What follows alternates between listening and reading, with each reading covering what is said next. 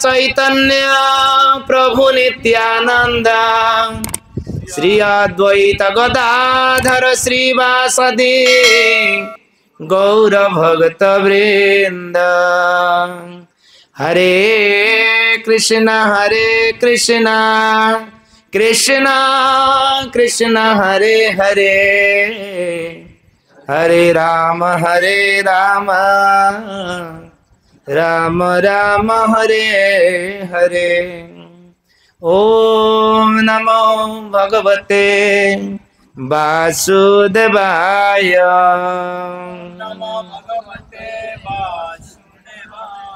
ओम नमो भगवते वासुदेवाय। ओम नमो भगवते वासुदेवाय। नारायणं नमस्कृत्य नरं चैव नरोत्तमं देवीं सरस्वतीं व्यासं ततो जयमुदीरये। मूकं करोति वाचालं पंगुलंघयते गिरिं यत्कृपातमहं वन्दे श्रीगुरो दीनतारिणं परमानंद माधव श्री चैतन्य ईश्वर।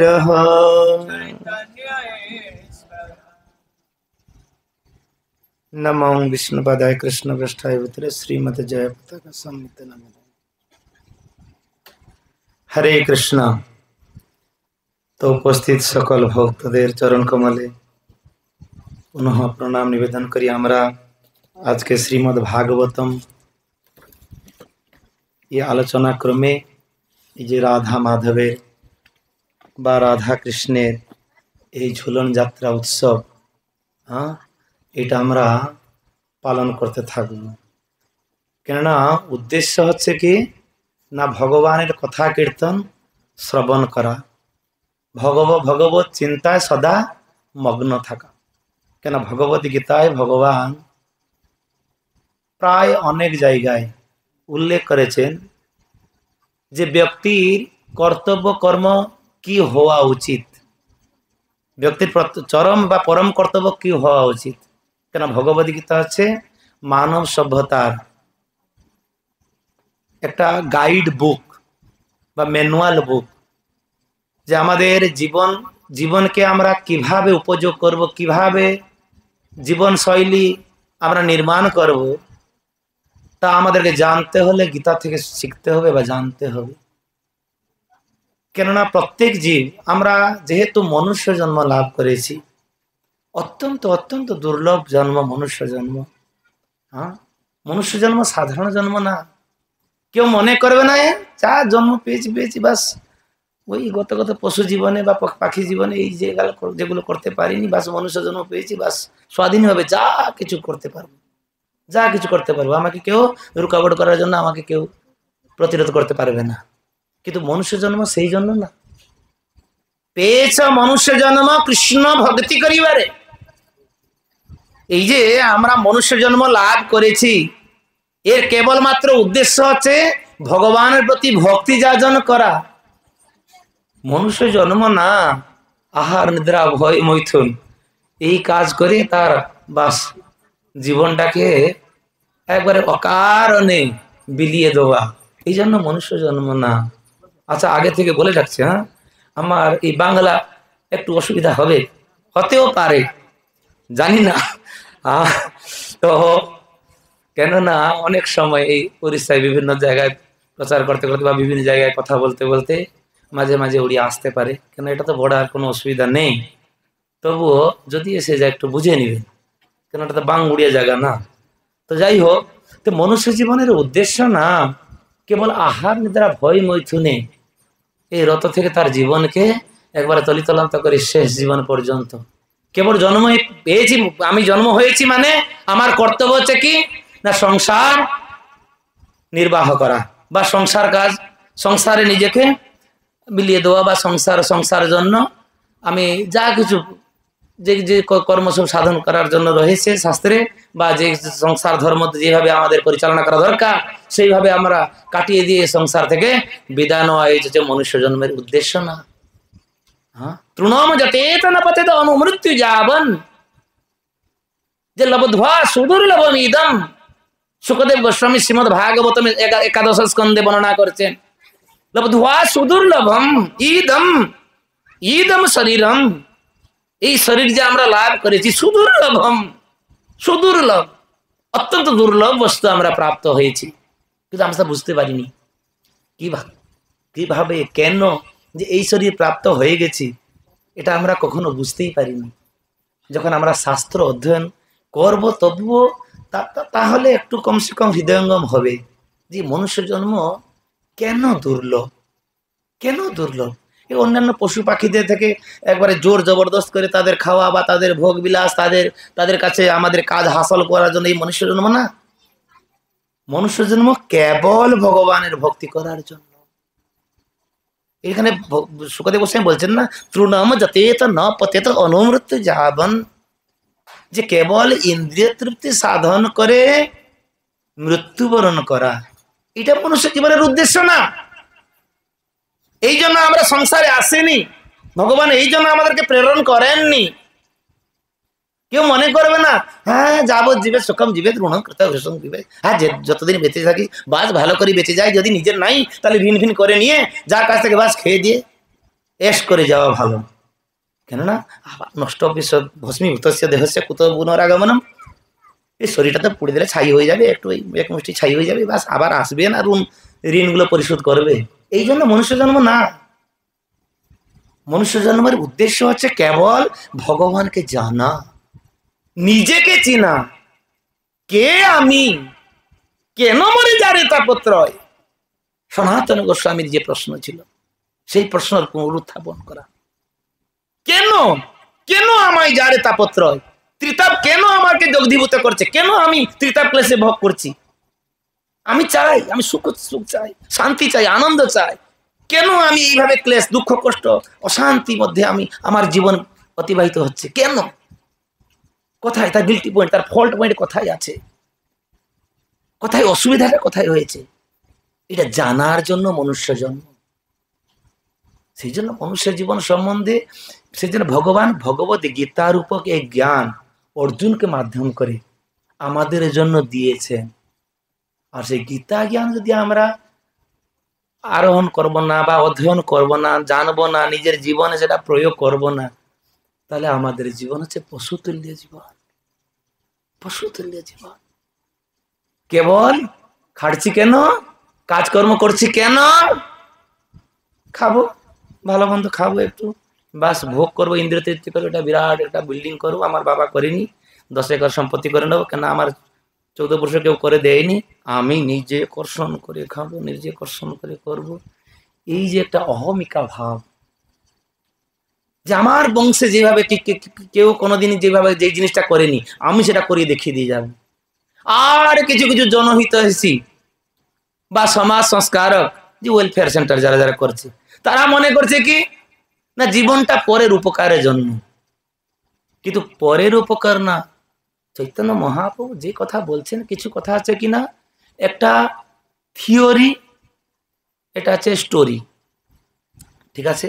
সেই জন্য ভগবান ভগবদ গীতায় বলার সময় বলছেন এবং যে ব্যক্তি তত্ত্বতঃ, আমাদেরকে তত্ত্বজ্ঞান জানতে হবে, কেবল উপরে ভেসে গেলে হবে না, তত্ত্ব জানতে হবে যে প্রকৃত মনুষ্য জীবনের উদ্দেশ্যটা কি। হ্যাঁ, ওখানে সেটা বিশ্লেষণ করে আমরা বুঝতে পারবো কেন ভগবান বললেন জন্মকর্ম চবে দিব্যম। ঠিক আছে, আপনার কর্ম তো দিব্য, আর তত্ত্ব তো জানার মানে কি, অর্থাৎ যে শাস্ত্র টিকাকাররা কিভাবে ব্যাখ্যা করছেন যে ভগবানের মনোভাব, মুড অ্যান্ড মিশন, যে ভগবানের মনোভাব কি ছিল, ভগবান কেন মনুষ্য রূপে কেন আসলেন। করতি তাদৃশী ক্রীড়া, একবার ছোট বাচ্চার মতন খেলাধুলা করছে, যখন মা একটু রাগারাগি করছে, যখন একটু ডাকছে এই এই ভূত আসলো রে, ভূত আসলো রে, একবারে ভয়ে পলায়ন করছে। কেন ভগবান এইভাবে লীলা করছেন কেন, কি জন্য ভগবান এটা করলেন? না যা শ্রুত্বা তৎপরো ভবেৎ, ভক্তেরা তার জীবন তমাম সারা জীবন ব্যাপী কেবল এই লীলা কেবল শ্রবণ করতে থাকবে, কেবল বুঝতে থাকবে, শুনতে থাকবে। অনেক সময় আমরা মনে করি না, হ্যাঁ আমরাও মোটামুটি বুঝি, অনেক ভাগবতম গীতা সব মোটামুটি পড়ে নিয়েছি, জানি, মোটামুটি জানি, কিছু জানি। কি জানি আমরা, কি জানি মনুষ্য জীবনের উদ্দেশ্য কি? আর যে পরের উপকার করা, মহাপ্রভু বললেন না, ভারত ভূমিতে হইল মনুষ্য জন্ম যার, জন্ম সার্থক করি কর পর উপকার। এই যে পর উপকার, এটা হচ্ছে পরম উপকার, তার চরম উপকার। মহাপ্রভু বললেন কি, যদিও কৃষ্ণ চেতনা বা মহাপ্রভুর শিক্ষা আছে কি যে দুই প্রকার মেডিসিন, একে ব্যক্তি বাঁচার জন্য কিছু খাদ্য গ্রহণ করবে, তার যেটা মোস্ট নিড, অত্যন্ত নিত্য আবশ্যক জিনিস, এটা যে হ্যাঁ বাসগৃহে একটা দরকার, একটা পরিবার বা পাড়া প্রতিবেশী নিয়ে আমরা সংসারে যেহেতু আছি, উইদার সোসাইটি আমরা তো থাকতে পারবো না, কেন আমরা social man is a social animal, without society he can not live. Society বিনা বা সমাজ বিনা তো বাঁচতেই পারবে না, তার জন্য সমাজ তার প্রয়োজন আছে। কিন্তু কিভাবে সেই সমাজে কিভাবে তারা বাঁচবে, কিভাবে তারা জীবনযাত্রা করবে, তাদের জীবনশৈলী কি হওয়া উচিত, এই সম্বন্ধে সবকিছু ধারণা ভগবান দেওয়ার জন্য এই শ্রীমদ্ ভগবত গীতা উল্লেখ করেছেন।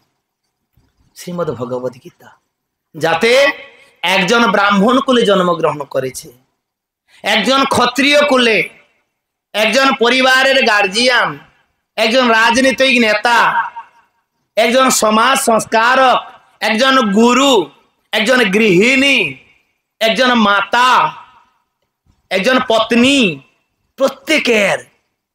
প্রত্যেকের ক্রিয়াকর্ম সম্বন্ধে খুব সুন্দরভাবে সচেতন করিয়ে দিয়েছেন, যাতে যদি আমরা সেই পথটাকে অবলম্বন করি বা সে গীতাকে অনুসরণ করি বা গীতাকে আমাদের চলাপথ বেছে নেই, তাহলে জীবনযাত্রাতে কখনো পিছলিয়ে যাব না, বা কখনো আমরা জীবনযাত্রাতে মানে বিনষ্ট হয়ে যাব না বা থকে পড়বো না। নিশ্চিত আমরা আমাদের ডেস্টিনেশন বা লক্ষ্য পথে আমরা নিশ্চিত পৌঁছে যাব, কোনো অসুবিধা হবে না।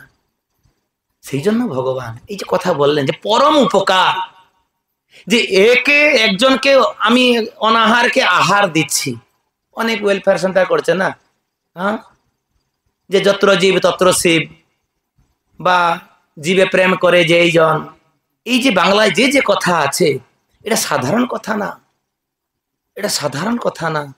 যে জীব হচ্ছে নিত্য কৃষ্ণ দাস, যদিও তারা আমরা গলদ অর্থে ব্যবহার করছি, মায়াবাদীরা তাদের গলদ অর্থ ব্যাখ্যা করছে, যে জীব কৃষ্ণ দাস, যতক্ষণ না তিনি কৃষ্ণের সম্পর্কে আসছে না, যতক্ষণ না তিনি কৃষ্ণের ধারা অবলম্বন, কৃষ্ণের শিক্ষা, কৃষ্ণের মনোভাব বুঝছে না, সে যাই হোক না কেন, যেথায় থাকুক না কেন, কেবল দুঃখই বরণ করতে থাকবে। নিতাই গৌর প্রেমানন্দে, সে যেই হোক না কেন, হ্যাঁ, কোটি টাকার মালিক হোক বা তলিতলান্ত স্টেশনে শুয়ে থাকা ব্যক্তি হোক, বাসহীন হোক, অত্যন্ত ধনাঢ্য ব্যক্তি, একবারে ভুরি ভোজ 56 ভোগ প্রতিদিন খাওয়া লোক হোক, বা একবারে অভুক্ত হোক, যেই স্টেজে থাকুক না কেন, যদি ভগবানের চেতনা বা ভগবানের সম্পর্কে তিনি সম্পর্কিত না হয়েছেন, বা যতক্ষণ না তিনি এই ভগবানের সম্পর্কে বা ভগবানের সাথে যুক্ত না হন, ততক্ষণ তিনি সুখ শান্তি আনন্দ কখনো প্রাপ্ত হতে পারবে না, কখনো প্রাপ্ত হবে না। সেই জন্য খুব সুন্দর হ্যাঁ, এই ভাগবতম বা গীতা যদি আমরা পড়বো বা আস্বাদন করব, আস্বাদন কথা বলছি, এখানে পড়া কথা বলছে না। হ্যাঁ, আস্বাদন, আস্বাদন শব্দের অর্থ কি? যে জিহ্বা লালসা, আমরা অনেক সময় মনে করি না যে জিহ্বা আস্বাদন করে বিভিন্ন টেস্ট, তিতু কষাই ঝাল, এগুলো সব জিহ্বা আস্বাদন করে না। আর সেইভাবে আমরা যদি এটা আস্বাদন না করি তাহলে এটা বুঝতে পারবো না, আমাদের জীবন বেকার চলে যাবে, কুকুর শেয়ালের মতন বাস, এই কেবল বৃথা কেটে যাবে। এই দুই পদ বিশিষ্ট পশু শরীর আমাদের হয়ে যাবে। এত সুন্দর মনুষ্য শরীর প্রাপ্ত করেও যদি আমরা হরি ভজন না করি, হ্যাঁ, সেই জন্য প্রেমানন্দ ঠাকুর বলছেন না, হ্যাঁ, তা তো ভজনগুলো বহুত সুন্দর। আর ইয়েও বলছেন আমাদের কৃষ্ণদাস, এ ঘর সংসারে, হ্যাঁ, যে সংসার, সংসারে যে কোনো জীব যেই পরিস্থিতি থাকুক না কেন, যত ধনাঢ্য ব্যক্তি বা নির্ধন হোক না কেন, এ ঘর সংসারে পড়িয়া মানব হয় হয় হয় হয়। মুখস্থ আমরা সকলে করে নিয়েছি, হ্যাঁ, সকলের মুখস্থ। কিন্তু সুখ শান্তি আনন্দ কিভাবে প্রাপ্ত হব তার খোঁজ নাই। ভক্ত হয়েও যদি আমরা সেই খোঁজ না করি, যদি ভৌতিক কিভাবে অভিবৃদ্ধি হবে, কিভাবে আমার আরো বেশি প্রাচুর্য বাড়তে থাকবে সমাজে, আমি একজন হয়ে গেছি, লোক জানবে কি করি? যদি একটু এটা কি বলে স্মার্ট ওয়াচ যদি ব্যবহার না করে, লোক কি মনে করবে? হ্যাঁ, এটা আইফোন যদি না থাকে কি মনে করবে? এটা কিছু গয়নাঘাট না থাকে তাহলে লোক কি মনে করবে? কিন্তু প্রকৃত ফ্যাশন, প্রকৃত অলংকার কি?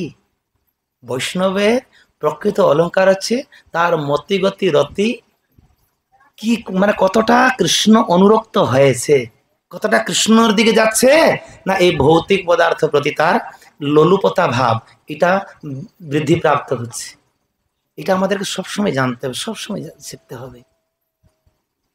সেই জন্য আমাদের বুঝতে হবে, প্রথমে বুঝতে হবে যে মনুষ্য জীবনের উদ্দেশ্য কি, কেন ভগবান এই মনুষ্য জীবন লাভ করতে দিয়েছেন, কেন 84 লক্ষ জীবজনীর মধ্যে এই মনুষ্য জীবন সর্বোত্তম কেন বলেছেন? নিশ্চিত কোনো কিছু কারণ আছে না? হ্যাঁ, এই জন্য না যে আমি আগেই বলেছি আহার নিদ্রা ভয় মৈথুনের জন্য না। পশু পাখি এমনি কাঁচা মাচা পচা মাচা খেয়ে নিচ্ছে, আর মানুষ কি করছে না, মশলা ফসলা দিয়ে একবার সুন্দর পাক করে একবার, হ্যাঁ, খাচ্ছে। এই জন্য মনুষ্য জীবনের পশু জীবন না। মনুষ্য জীবনের অধিক লক্ষ্য হচ্ছে কি না, ভগবানের কাছে পৌঁছানো। ভগবান 4 লক্ষ প্রকারের প্রজাতির মনুষ্য, আবার 4 লক্ষ প্রজাতির আবার মনুষ্য জীবন। ইতর জীবন তো বাদ দিন, ওরা তো কিছু বুঝতেই পারে না, জানতেই পারে না, তাদের অপরাধ নেই, তাদের নরক হওয়ার সম্ভাবনাই নাই। এই মনুষ্য জীবনের জন্য নরক সৃষ্টি হয়েছে। মানব সমাজকে পরিচালনা করার জন্য কত হিত উপদেশ, কত হিতবাণী, কত মহাপুরুষ বাণী, তাদের জীবন শৈলী কত কি বর্ণনা করা হয়েছে, কত নভেল। এখন তো নভেল আরো নেই, মানে এই যে মোবাইল যুগে আর নভেল নেই। আগে কমসে কম লোকগুলো এই নভেলগুলো পড়তো, কার জীবনী, তার জীবনী, এর জীবনী, তাহলে নিজের জীবন শৈলীকে তারা পরিবর্তন করবে। কিন্তু এখন তো সেগুলো সবগুলো উঠে চলে গেল, কোথায় থেকে চলে গেল। হ্যাঁ, হ্যাঁ, সেই জন্য এখন কি না, কে হিরো হিরোইন কত টাকা রেখেছে, কে কিভাবে গয়নাগাটি পরছে, কে কিভাবে শাড়ি পরছে, এইগুলো আমাদের সব আমরা সেইগুলো ফলো করে চলছি। যে প্রকৃত রূপে ভগবত ভক্তি ধারা ধীরে ধীরে ধীরে ধীরে লোপ প্রাপ্ত হতে চলছে, লোপ প্রাপ্ত হতে চলছে। কেন ব্যক্তি সব সময় এর শরীর কেন্দ্রিক আমরা হয়ে গেছি। জানি ভস্মীভূত দেহেছে, সকলেই জানে, কে জানে না, কে জানে না যে মৃত্যু সব সময় আমাদের পিছনে পিছনে ছুটছে? কে জানে না বলুন তো? আমরা যে ঘরে ফিরিয়ে যাব, এই মঞ্চ থেকে যে উঠে ঘর পর্যন্ত যাব, সেইটুকু কার কে কনফিডেন্স দিতে পারবে? কিছুই খুঁজে পাবেন না। এই দেখলেন তো কিছুদিন আগে জাপান আর কি হয়ে গেল, রাশিয়া, হ্যাঁ, সুনামি ফুনামি হেসে কি হয়ে গেল, একবারে এত জোর ভূমিকম্প হলো, এমনি ভূমিকম্প হয়ে বিল্ডিং গুলো যা তো হয়ে গেছে, তারপরে আবার জল চেপে চলে গেল। নিতাই গৌর প্রেমানন্দে। হ্যাঁ, জাপান সব থেকে টাকার যে কারেন্সি সব থেকে বেশি হচ্ছে ওখানে, বুঝতে পারছেন তো? ওখানকার 1 টাকা আনলে আমাদের এখানে কত 265 না 70 টাকা হয়ে যাবে। ঠিক আছে, এত কারেন্সি, এত ইয়ে থাকা পরেও, এত ডেভেলপমেন্ট, এত টেকনোলজি, হাই টেকনোলজি, এত থাকা পরেও প্রকৃতির নিয়মকে কেউ কখনো পরিবর্তন করতে পারবে না। সব সময় ভগবানের ইচ্ছা শক্তির আগে সকলকে নতমস্তক হতে হবে, সকলকে নতমস্তক, সকলকে হার স্বীকার করতে হবে। কেন না ভগবান হচ্ছেন পরম। আমি যত উন্নতি হই না কেন, আমার যত উন্নত হোক না কেন, আমি যতই সাধন করি না কেন, আজকে এখন ইয়েতে চলছে না মোবাইলে, সব মোবাইলে প্রায় ঢুকে গেছে মহানৃসিংহ। যতই প্রাপ্ত হই না কেন একবারে whole world is my hound, একবারে ধরে একবারে ফেলে দিল। হ্যাঁ, পৃথিবী লুকিয়ে গেল কোথায়, প্রসাদ হলে একবার চলে গেল। চিন্তা করুন কি অবস্থা, গর্ভ সমুদ্রে পৃথিবীকে ফেলে দিল বা পৃথিবী লুকিয়ে গেলেন। কিন্তু ভগবান কিভাবে তাকে উদ্ধার করছে চিন্তা করুন কিভাবে। প্রহ্লাদ মহারাজ বলছেন না তনুবৃঙ্গম, যেভাবে একটা ছোট বাচ্চা যেমন একটা এই পোকাকে, ঝিঁঝিরি পোকা হোক, যে কোনো পোকা হোক, তাদেরকে যেভাবে একটা ফড়িং হোক যেভাবে তাকে মুড়ে দেয়, সেইভাবে ভগবান কি করলেন, এত বড় 36,000 বছর তপস্যা করে। 36,000 বছর কেউ কেউ বলছে, আবার কেউ কেউ বলছে কি ওখানে শাস্ত্রতে বলা হয়েছে 100 দিব্য যুগ, মানে স্বর্গলোক হিসাবে 100 বছর তিনি তপস্যা করেছেন। এই তপস্যার বল কি হলো, 1 সেকেন্ডে সব কাজ শেষ করে দিলেন। প্রহ্লাদ মহারাজ চোখের সামনে দেখছে, যখন নরসিংহদেব বলছেন না যে হে প্রহ্লাদ, আরে তুমি কিছু চাও, তুমি কিছু মাগো, আমি তোমাকে কিছু দিতে চাই, আমি তোমার প্রতি অত্যন্ত প্রসন্ন হয়েছি, তোমাকে কিছু না কিছু দিতে চাই। প্রহ্লাদ মহারাজ বললেন দেখো, আরে যে পেয়েছিল অমর বর, সমস্ত দেবতারা যার জয়ধ্বনি গান করত, যার ভ্রিকিটি ভয়ে স্বর্গ লোক মর্ত, স্বর্গ মর্ত পাতাল একবারে কম্পমান হতে চলতো, যমরাজ স্বয়ং যার ভীতে ভয়ভীত হতেন, তাকে আপনি কি করেন না ফর করিবা শেষ করে দিলেন। আবার আমাকে বলছেন আমাকে কিছু চাও, ঠিক আছে। তো প্রহ্লাদ মহারাজ খুব সুন্দর ভাবে উপলব্ধ জ্ঞান না তত্ত্ব। তো প্রহ্লাদ মহারাজ এমনি, তাকে শাস্ত্রতে এমনি তার মানে স্তুতিগান করা হয়নি, এমনি যখন নৃসিংহদেবের ফটো আমরা পূজা করি বা নৃসিংহদেবের বিগ্রহ পুজো করি, তখন প্রহ্লাদ মহারাজকে পুজো হয়ে যায়, আর নরসিংহদেব হিরণ্যকশিপু পুজো পেয়ে যায়।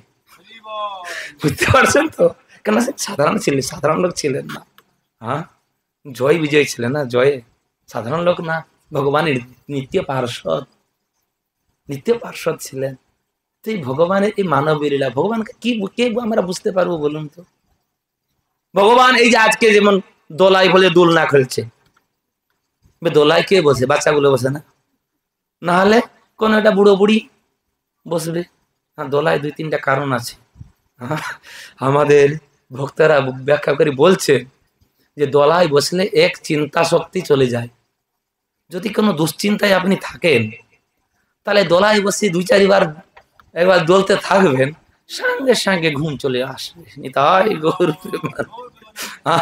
বাচ্চাদেরকে ঘুম পাড়ানোর জন্য কি করে, বাচ্চার মোবাইল ছাড়বে না, ইয়ে করবে না, সে করবে না, খাবে না, দাবে না, সবকিছু মারাপিটা করবে। মা কি করবে, একবার দোলাতে বসে জোর সোর করে 2-4 বার ঝুলিয়ে দিবে, উল্টে পড়বে। হে কৃষ্ণ। হ্যাঁ, আজকে এই যে দোলনা কি জন্য হয়েছে, হ্যাঁ, এই দোলনা প্রথমে করেছিল কে না, বৃষভানু মহারাজ। বৃষভানু মহারাজ রাধা রানীর জন্য করেছিল। যাই হোক, আমি কোথায় কোথায় ঢুকে যাচ্ছি এদিক ওদিক। যাই হোক, তো দোলনা কি করেছিল না, বৃষভানু মহারাজ একে তার সংসারে রাধা রানীকে বিয়ে দিয়েছে আয়ন ঘোষের সাথে। কেন আয়ন ঘোষ কে ছিল, এই তো পূর্ব ঘটনা যদি বলা যায় সে আবার তো শেষ হবে না। যদিও ভগবানেরই অংশ ছিলেন, এই বাইরের লোক না, অসুর ছিল না, ভগবানই ছিলেন আয়ান ঘোষ, ভগবানেরই অংশ ছিল আয়ান ঘোষ। তার সাথে বিয়ে দিয়েছেন, আর বিয়ে দেওয়ার পরে তার ঘরটা কি ছিল, খুব সুন্দর ঘর ছিল, হ্যাঁ, যার শাশু হচ্ছে জটিলা, আর যার ননদ হচ্ছে কুটিলা। সাধারণত মায়েদের যখন চুলটা জট হয়ে যায়, একটু এই 2-4 দিনে খুলেন না, যখন কি হয়, একটা বড় একবারে সে ইয়েগুলো ব্যবহার করে, পানিয়া যে ব্যবহার করছে, কি বলে এটা, চিরুনি, চিরুনি যে ব্যবহার করছে না, সে চিরুনিটার কি বড় বড় ফাঁসওয়ালা। আবার এখনই অয়েল বেরোচ্ছে কি না, যেটা যেমন চুলে চুল লাগবে না, কত কি ব্যবহার করার পরেও সেই জোরটা টানার সময় আবার 1জন না 2জন টানতে থাকবে। আমি দেখেছি আগে, এখন জানি না কি হয়েছে, এখন তো সব বিবি কার্ড না কিছু, যাই হোক হয়ে গেছে, কি এখন বুঝতে বলতেই পারবো না, ঠিক আছে। তো এইভাবে যে জটিলা, এই আমাদের সাধারণ জ্বরটাকে চেনার জন্য আর একজন বসছে, তারপরে গল্প করতে করতে 15-20 মিনিট তাতে লাগে। যার ঘরে প্রতিদিন এই জটিলা হচ্ছে শাশু, জটিল, জটিল প্রবৃত্তির লোক। আর কুটিল, কুটিল হচ্ছে কে, ননদ। আরে জগৎ লোক কি করে পরিবার থেকে ভিন্ন ভাগ হয় কেন? মতান্তর মনান্তর, এদিকে পালিয়ে যায়, দেশান্তর হয়ে যায়, কোথায় কাজ করবে তার ছেলেবেলে নিয়ে পালিয়ে যায় কেন? একটু শান্তিতে থাকবে, একটু আনন্দে থাকবো, গন্ডগোল ফন্ডগোলে একটু ঢুকবো না, কমসে কম তার থেকে একটু বেঁচে থাকবো। বাঁচার যে রাহা পাওয়ার জন্য তারা কি করে, ঘর থেকে বাইরে চলে যায়। যেখানে কুটিল প্রবৃত্তির লোক থাকে ওখানে মানুষ থাকে নাকি? হ্যাঁ, সেই জন্য আমরা মাঝে মাঝে কয়েকজনের নাম বলে দেই না, এই নারদ এসে গেল, এই মন্তরা, মন্তরা, শকুনি মামা, এটা রেপুটেড যদিও, যাই হোক। তো তার মধ্যে থেকে আমরা এই সমাজে যারা ভগবত ভজন করে না, এই কুটিল জটিল এই যে শব্দ তার তার তাকে যে প্রয়োগ করা, এটা কম সমীচীন হয় না, বুঝতে পারছেন তো। হরিভজন যারা করে না, যতই সদ্গুণ থাকুক, যতই সদ্গুণ থাকুক, হরার ভক্ত সে কোথাও মত গুণ, যে ভগবানের ভক্ত না, ভগবানকে ভক্তি যাজন করেন না, ভগবানের ব্রত উপবাস, ভগবানের পর্বপর্বাণীতে যোগদান করেন না, আনন্দ উপভোগ করেন না, যতই গুণ থাকুক না কেন, যতই সুগুণী হোক না কেন, কুতঃ মহৎ গুণ মনরথে না অসত ধাবত বহি। তারা নিজের মনের দ্বারা পরিচালিত হয়ে অসৎ পথে পথিক হয়ে যান। তাই গৌর প্রেমানন্দে সেই জন্য বলছেন, যস্যাস্তি ভগতি ভগবতী অকিঞ্চনা সর্বগুণৈস্তত্র সমাসতে সুরা। যার ভগবানের প্রতি ঐকান্তিক ভক্তি যার হৃদয়ে জাগ্রত হইয়াছে, তিনি মস্ত বড় জ্ঞানী না হোক, তিনি তপস্যা করেননি, পড়াশোনা জানে না, তার ব্রত বিধিও ঠিকভাবে পালন করে না, সম্পূর্ণ নিষ্ঠাচার নেই, তাতে কোনো যায় আসে না। বলছেন কি, সর্বগুণৈস্তত্র সমাসতে সুরা। দেবতাদের যতই যে যা যা সদ্গুণ সব আছে তার মধ্যে অটোমেটিক্যালি প্রবেশ করে যায়নি। তাই গৌর প্রেমানন্দ। সেই জন্য ভক্তি জীবন, ভক্তি জীবন সর্বাপেক্ষা সর্বোত্তম, এবং ভক্ত সদা সর্বদা সর্বক্ষেত্রে তিনি আদরীয় হন, আদরণীয় হন। যে ভক্ত, আজ নারদ মুনি অসুরেরও কাছে যায়, তাকে অসুরেরা সম্মান করে, আর দেবতারা তো সম্মান করেই। ভক্তের কখনো শত্রু মিত্র, এই লাভ পরাজয়, হানি লাভ বা এই যে শীত উষ্ণ, এই ভক্তের নেই। গীতাতে ভগবান বলছেন না, দুঃখ সুখেশু সমকৃত্বা, দুঃখেশু মনোদিগ্ন মনা সুখেশু বিগত স্প্রিয়া। দুঃখ সুখ এ কখনো ভক্তকে স্পর্শ করতে পারে না। কেন না? যেহেতু ভজনরত ভক্ত, ভক্ত সদা সর্বদা ভগবানকে তার হৃদয়ে ধারণ করেছেন। তিনি যেই অবস্থাতে থাকুক না কেন, যেই পরিবেশে থাকুন না কেন, তিনি সদা সর্বদা পরমানন্দে থাকেন। নিতাই গৌর প্রেমানন্দে। তো তার জন্য আজকে আমরা যেটা আলোচনা করে চলছিলাম যে এদিকে জটিল এবং কুটিল, সেই জন্য রাধা রানী মাঝে মাঝে কি করেন না বনে গমন করতেন, জঙ্গলে যেতেন, যে একটু শান্তি পাওয়ার জন্য। কখন ব্যক্তি দেখেন তো, যে সংসার সুখের লাগিয়া সংসারও বাঁধেনু, কিন্তু কি হলো, অনলে পুড়িয়া গেল। লোক বিয়ে শাদী করে কেন, বাচ্চা কাচ্চা জন্ম করে কেন, সংসার বন্ধু বান্ধব বাঁধে কেন, ক্লাবে যায় কেন, দোকান বাজারে সন্ধ্যা হলে দোকান বাজারে বেরিয়ে যায় কেন? সুখ শান্তি আনন্দ পাবে। সেই সুখ শান্তি আনন্দের জন্য আমি বিয়ে করলাম, পুত্র কন্যা জন্ম করলাম, আবার সেই ঘরে আসতে আমাকে ভয় লাগে। সেই জন্য সন্ধ্যা হোক না হোক বেরিয়ে চলে যায়, সকলে বাজারের দিকে মুখ করে চলে যায়। দেখবেন তো কেউ ঘরে থাকে না, না হলে ছাতে ফাতে একটু একবার নিরলাই জায়গা, নির্বিলাই জায়গা গিয়ে বসে থাকবে। যেই সুখ শান্তি আনন্দের জন্য তুমি সংসার করলে, এত কষ্ট স্বীকার করলে, আবার সেই সংসার থেকে বাইরে চলে যাচ্ছ, কি ব্যাপার? কেন সেই সংসার যদি ভক্তিময় না হয়, যদি ভজন অনুমুখী না হয়, তাহলে সে সংসার কি করে একবারে গলায় বেঁধে রাখে সবসময়। আমরা কিছুদিন আগে আলোচনা করছিলাম যে চোর, একটা লোক চোর আছে, চোর কি করে, রাত্রি অন্ধকারে চৌরম নিন্দন্তি চন্দ্রমা। চোর কখনো দিবালোকে বা চন্দ্রালোকে বা যেখানে সকলে বসে থাকে গতাগত জায়গায়, তারা কখনো চুরি করতে যায় না। তারা লুকিয়ে কার পকেট কাটে বা কার লুকিয়ে কিছু জিনিস নিয়ে চলে আসে। আর একজন আছে দস্যু। দস্যু কি করবে, সে ডাইরেক্ট একবারে এই 6 দিন মতন হয়েছে মনে হয়, 2 লাখ টাকা নিয়ে চলছিল, দিন মানে দ্বিপরের সময় একটা ব্রিজের উপরে হাইওয়েতে এক জলেশ্বরে একজনের কাছে মহাজনের কাছে টাকা দিতে আসছিল, বাস মোটরসাইকেল নামিয়ে বন্দুকটা দেখে দিল, নিয়ে চলে গেল, ভাগ। হরে কৃষ্ণ। দস্যু কি করে, দস্যু প্রবৃত্তি কি, দিবালোকে ব্যাংক লুট, গানম্যান আছে, সকলে আছে, সবগুলো ভর্তি করে রাখা হয়েছে, এত লোকের সামনে আসলো, নিল, বাস পালিয়ে গেল। নিতাই গৌর প্রেমানন্দে। কিন্তু আমরা যতক্ষণ না কৃষ্ণ কৈন্দ্রিক সংসার করিনি বা সকলে ভক্তে পরিণত হননি, কপিলদেব ভগবান বলছেন স্বজনাক্ষ দস্যু।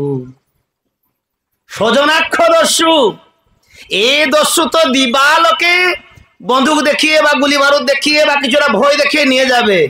আর এই যে স্বজন রূপক দস্যু, নিজের স্ত্রী, নিজের পুত্র, নিজের কন্যা, নিজের বন্ধু বান্ধব রিলেটিভ কি করবে, বন্দুক দেখাতে হবে না, কেবল গালে হাতে বাতে এদিক ওদিক বাস হাতটা বুলিয়ে বুলিয়ে তোর সব নিয়ে পালিয়ে যাবে। নিতাই গৌর প্রেমানন্দে। শেষে এই যে একবার তুমি যে ভজন যে করছে, হরি ভজন, সেও নিয়ে পালিয়ে যাবে। কেমনে ওর জীব অর্থ, কি হবে যখন ভক্ত হয়নি, তারা কি ছাড়বে নাকি? ফার্স্ট ডিমান্ড পূরণ করো। বাবা হলে কেন জন্ম করলে কেন, যদি আমাদেরকে শিক্ষা দিতে পারবে না, যদি এস্টাবলিশ করতে পারবে না, স্ত্রী গ্রহণ করলে কেন, সঙ্গে সঙ্গে সে কি করবে, এই চলতে থাকবে। কেমনে ওর জীব অর্থ যশ কিসে পাবো, কেমনে সংসার ভার আমি বুহাইব। বাস চলতে থাকবে। সেই জন্য খুব সিরিয়াস মনুষ্য জন্ম আমরা লাভ করেছি। আমি বৃত্রাসুর কথা বলতে চাইছিলাম। এই বৃত্রাসুর একজন অসুরের স্তুতি, ভাগবতমের শ্রেষ্ঠ উদ্গার যদি জানতে চাই বা বুঝতে চাই, তাহলে আমাদেরকে এই বৃত্রাসুর চরিত্র আমাদেরকে শুনতে হবে বা জানতে হবে। এই বৃত্রাসুর যিনি পূর্বজন্মে কি ছিলেন? চিত্রকেতু মহারাজ। হ্যাঁ, আরে যিনি পূর্বজন্মে চিত্রকেতু মহারাজ ছিলেন না, তার আজকে এই শরীর প্রাপ্ত হয়েছে কি? অসুর শরীর প্রাপ্ত হয়েছে। এই ষষ্ঠ স্কন্ধ ভাগবতম কথা, কেন ষষ্ঠ স্কন্ধ ভাগবতমে বর্ণনা করা হয়েছে কিনা পোষণ। এই যে ছেড়ে দিয়ে গেলাম না রাধারানী যে জটিল কুটিল, এটা বলে দেবো, ঠিক আছে? এটা বলে দেবো নিশ্চয়, কেন না বললে এটা অধুরা অধুরা হয়ে থেকে দেবো না, আধা আধা হয়েছে, মানে খামচা খামচা এদিক থেকে নিয়ে এদিক থেকে নিয়ে এরকম হয়ে যাবে। হ্যাঁ, যাই হোক, যখন কথা আসছে বলে দিচ্ছি। তো সেই জন্য নন্দ মহারাজ কি করতেন, আর এদিকে কি হয়েছে না, নন্দ মহারাজও ভয়ে তার বাড়িতে আসতে পারতো না, ভয়েতে। এদিকে কি করতেন না, রাধারানী এদিকে তাকিয়ে বসছে কিনা, এই যখন ওই বৃষ্টির সময় আসে, মেয়েগুলো কি তাকিয়ে থাকে কখনো বাবার বাড়িতে লোক আসবে, চলে যাবে না, কিছুদিনের জন্য ঘোরাঘুরি করতে যাবে, সেই জন্য তাকিয়ে থাকে। আর এদিকে নতুন বধূগুলো সকলে সকলে চলে যাচ্ছে, সকলে চলে যাচ্ছে। আর এদিকে কুটিলা টুঙ্কার মারতে থাকছে, কি রে তোর বাপের বাড়িতে কেউ আসে না কেন? তোমাকে বিয়ে দিয়ে তারা কেটে পড়েছে। হ্যাঁ, দিয়ে দেই নারী হয়ে পারি না, কি বলে না, এইরকম ঘটনা হয়ে গেছে, তোকে আসছে না কেন? দেখছো কেন? এটা কেন বলতো না, যদি নন্দ মহারাজ বাড়িতে যদি বৃষভানু মহারাজ থেকে বাড়ি থেকে যদি কেউ আসবে, তারা তো খালি হাতে আসবে না, একবারে সাজিয়ে সুজিয়ে নিয়ে আসবে। আর এ তো পালিয়ে যাবে, খাবে কি? হ্যাঁ, আর এ তো অন্ধ, এই জন্য তাকে বারবার টুঙ্কার কথা, নালে এমনি এমনি ছাড়তে চায় না, কখনো ছাড়তে চায় না, সব সময় আমাদের চোখের সামনে থাকবে, এদিক ওদিক একটু হালতে দিব না, একবারে হিলতে দিবে না। তো তারা কেন এইভাবে টুঙ্কার মারছে? আর এইটা শুনে রাধারানী আরো অধীরা হয়ে পড়তেন, আরো অধীরা হয়ে পড়তেন। তো সেই জন্য একবার কানতে কানতে কানতে কানতে চোখের জল এই মুখের মারা মতন এইভাবে অবস্থায় তিনি বারংবার বারংবার এই দুঃখে অবস্থায় তিনি আছেন। আর দেখছেন কিছুদিনের পর দেখছে কি নিতে এসছে কে? হ্যাঁ, শ্রীদাম দাদা নিতে এসছে। আর নিতে এসছে মানে কি, প্রথমে হাতি ঘোড়া এইসব সবগুলো ভর্তি ভর্তি না হলে কি ছাড়বে নাকি? কেন বৃষভানু মহারাজ জানে যে তো সহজে তো ছাড়তে চাইবে না, তো সেই জন্য এদিকে একটু ভাতটার একটু দিয়ে দিলে, এর জন্য রানী শাড়ি, এর জন্য রানী হার, জটিলার জন্য কুটিলার জন্য এগুলো সব দিতে দিতে দিতে, তাহলে ঠিক আছে ঠিক আছে ঠিক আছে ঠিক আছে নিয়ে যা, এরকম ছেড়ে দিবে। এইভাবে দেখে, আর যখন এই কান্না করার অবস্থায় যখন নিজের কেউ আত্মীয় লোক আসে, তাহলে কি হয়, কান্নাটা আরো দ্বিগুণা হয়ে যায়, আরো দ্বিগুণা হয়ে যায়। তো এইভাবে তারা অল্প সময় এইভাবে নিজেদের মধ্যে যে ভাবের আদান প্রদান করতে থাকলো, তারপরে জটিলা কুটিলা সব সাজিয়ে দিয়ে তাকে বের করে দিল। আর আস্তে আস্তে আস্তে আস্তে রথে আসছে, আস্তে আস্তে বিভিন্ন পাহাড় পর্বত বন আদ্রি এইসব দেখতে দেখতে দেখতে দেখতে তিনি আসছেন, কিন্তু কখনো তার মনে শান্তি নেই, কখনো মনে শান্তি নাই। এদিকে এসে থাকলেন বৃষভানুপুরে এসে থাকলেন, কীর্তিদা মা অনেক রকম প্রচেষ্টা করেছে, বৃষভানু মহারাজ অনেক প্রচেষ্টা করেছে রাধারানীকে আনন্দ দেওয়ার জন্য, কিন্তু কখনো তারা সক্ষম হননি। সেই জন্য গোপীদেরকে ডাকলেন, সখীদেরকে ডাকলেন, বিভিন্ন তার অন্যান্য যে সাথীদেরকে তাদের মানে ব্রজপুর থেকে তারা ডাকলেন, সকলে আসলে, সকলে এসেও তার মনে শান্তি দিতে পারল না। আরে কৃষ্ণ বিরহ দুঃখ যাকে একবার ঘাড়ে, সে কি কোনো কিছুতে শান্তি হতে পারবে? হ্যাঁ, আমরা এটা বুঝতে পারবো না। একটা বুঝতে পারবো, কাম ইন্দ্রিয় যদি সচেতন হয়ে যায়, যাকে যদি মনটা চলে যায়, মেয়ে হোক ছেলে হোক, হ্যাঁ, যতক্ষণ না তার সাথে কথা না বলেছি, যতক্ষণ না তার সাথে একটু আলাপ আলোচনা বসে একটু নির্বিতে তার সাথে কিছু না হয়, ততক্ষণ থাকতে পারবে? সব সময় উৎপীড়ন, সবসময় উৎপীড়ন হয়ে থাকবে। কখন একটু সুযোগ পাবো মেসেজ ঠেলিয়ে দেবো, হ্যাঁ, নাহলে একটু কি ফটো ফটো দেখে নেবো, কেন একটু স্কুল কলেজ এখন মোবাইল সব সকলের কাছে, যে পকেটে মোবাইল কি জন্য, হরে কৃষ্ণ, ঠিক আছে। তো এইভাবে কাম উৎপীড়নটা আমরা বুঝতে পারবো কেন না, চিন্ময় জগতে প্রেম, এই জগতে সেটা যে কাম, ওখানে লভ, এই জগতে হচ্ছে লস্ট। এই জগতে প্রেম নেই, এই জগতে প্রত্যেক যে ভালোবাসা এটা নেই। ইয়ে থিওরিটি মেনটেন করে চলছে, আমি তোমাকে ভালোবাসি ইত্যাদি, এই থিওরিটি মেনটেন, কেবল থিওরি। ভক্তি সিদ্ধান্ত প্রভুপাদের যে গল্প, হ্যাঁ, আরে বৃষ্টির সময় এসে গেছে শিষ্য মন্দিরে, বলছে গুরুদেব আমাকে যেতে হবে। এখন বৃষ্টি ছাড়তে ছাড়তে এত রাত হয়ে যাবে, তুমি কি করে যাবে? তখন রাত দেখছে 11টা। আরে ইয়ে বলছে না আমাকে যেতেই হবে, কিছু করার নেই, আমাকে যেতেই হবে। না কেন যাবে? না আমি না গেলে আমার বুড়ো মা আমাকে একবারে আমার পথে তাকিয়ে থাকবে, আর বাবা তো আমার বিনা অন্যই গ্রহণ করে না, আর স্ত্রী কথা বাদ দিই না, ছেলেবেলে তো সব। তো তার এইভাবে একবারে অত্যন্ত গৃহাসক্ত অবস্থা দেখে গুরুদেব কি করলেন, বাবু তুমি যাবে ঘরে, খেয়ে দিয়ে শুবে যখন, এই যে ট্যাবলেটটা দিচ্ছি এটা একটু খেয়ে নিয়ে শুয়ে যাবে, তারপর তুমি বুঝতে পারবে তোমাকে কে কত ভালোবাসে, কে তোমাকে কিভাবে ভালোবাসে, তাহলে তুমি বুঝতে পারবে। এই ভাব নিয়েছে তো চলে গেল।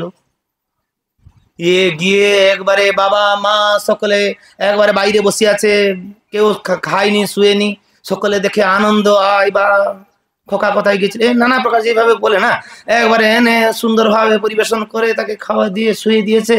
আর শুয়ে দিয়েছে, এ তো ট্যাবলেট খেয়ে নিয়েছে, সকালে উঠে হরিবল, চিড়িং কাঠ হয়ে গেছে, একবারে পড়ে আছে। এই যে হাল, একবার একটু হিলাই তখন হলে না, চড়ে না, কিছু না। কি হলো? প্রথমে বউ এসে বললো, মা মা কাজ শেষ হয়ে গেছে। কি হয়েছে? হরে কৃষ্ণ। একবারে কান্না কান্না ছড়িয়ে গেল সব জায়গায়। কান্নাটা স্বাভাবিক হয় না, যে মানে পরিবার প্রতিবেশন করে বা যে কোনো অবস্থায় কান্নাটা না চড়াতে থাকলো, এইরকম কিছুক্ষণ চলতে থাকলো। আর এদিকে গুরুদেব এসে উপস্থিত হয়ে গেছেন, দেখছেন কি একবারে অনেক লোক একবারে ওখানে ঘিরিয়ে পড়েছে, অনেক লোক এসে পৌঁছেছে, সকলে কান্না খেয়ে খুসখুস খেয়ে সুখ সুখ সুখ সুখ এরকম করতে শুরু করেছে। কি হয়েছে ঘটনা, কি হয়েছে ঘটনা? আপনার শিষ্য হরিষ্ঠ, আপনার এত প্রিয় শিষ্য হরিবল হয়ে গেছে।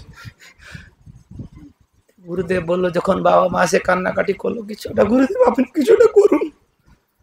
হ্যাঁ, একটা করা যেতে পারে, যদি কেউ তার আয়ুটা নিয়ে, তার আয়ুটা দিয়ে, তার আয়ুটা যদি সে গ্রহণ করে, অর্থাৎ তার যে মৃত্যু অবস্থাটা যদি কেউ গ্রহণ করে নেয় তার জীবন পরিবর্তে, তাহলে তিনি বাঁচতে